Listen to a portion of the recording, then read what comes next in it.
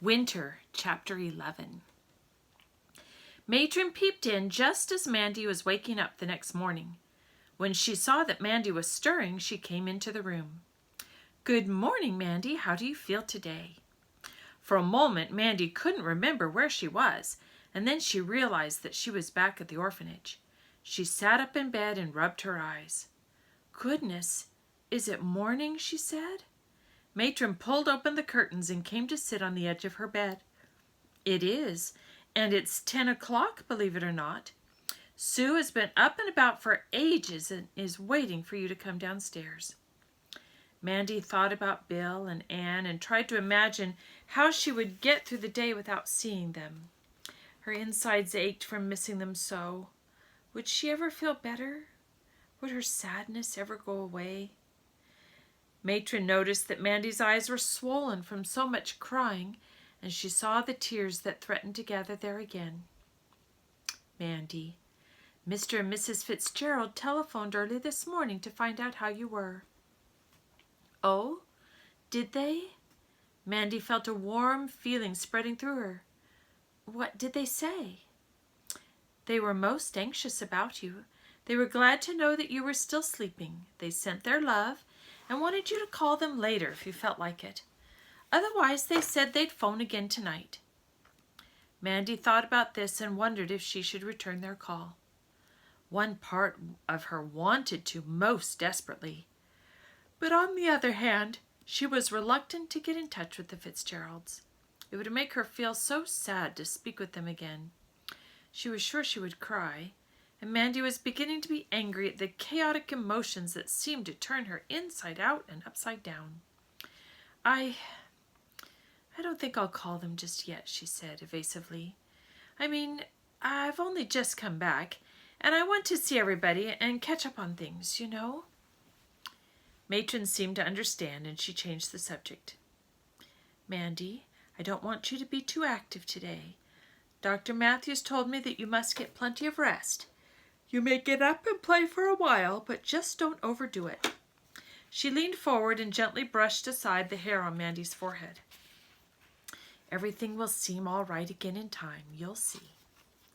Mandy smiled bravely. Matron was kind. She told herself that soon she would feel glad to be back with her friends again.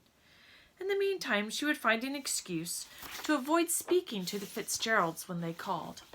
It would be so much easier that way. She lay back on her pillows and prepared to face the long day ahead. Later in the week, Matron Bridie rang the Fitzgeralds at Cranton Hall. Anne picked up the receiver and spoke with some relief as she heard Matron's voice.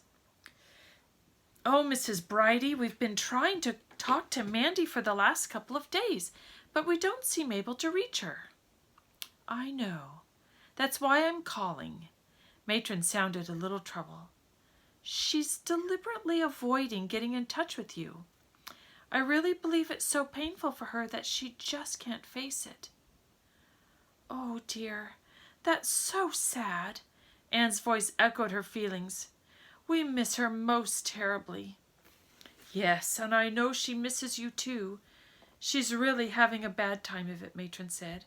"She doesn't seem to have an interest in anything right now. She is very controlled. I almost wish she would break down. I think it would help her. She was questioning me the other day about her parents and how they died. That's something she hasn't done for a long time. I think she's quite desperate to create the feeling of a family about her." "How can we help?" Anne asked. "Should we come to visit her?" "I don't think there's anything you can do at the moment," Matron replied, "except to keep trying to telephone Mandy. Even if she doesn't speak to you, it's important that she knows that you care, and she will settle down after a while." Anne related her conversation with Matron to Bill. He looked thoughtfully into the fire. It was a long time before he spoke. "It's too bad. It really is. I miss that girl." Anne sat down beside him and he put an arm around her shoulders. "Well, at least she had a wonderful Christmas, darling," Anne said, trying to sound more cheerful than she felt. "That'll be something good for her to remember always." She didn't sound very convinced. I'm not sure if she isn't in more trouble because of her Christmas here, Bill said. Before she came to stay with us, she knew nothing of our kind of warmth and love. Therefore, she had no reason to miss it. But now... He didn't complete the sentence, but Anne knew what he meant. She felt miserable. She wished there were a way of letting Mandy know how badly they missed her.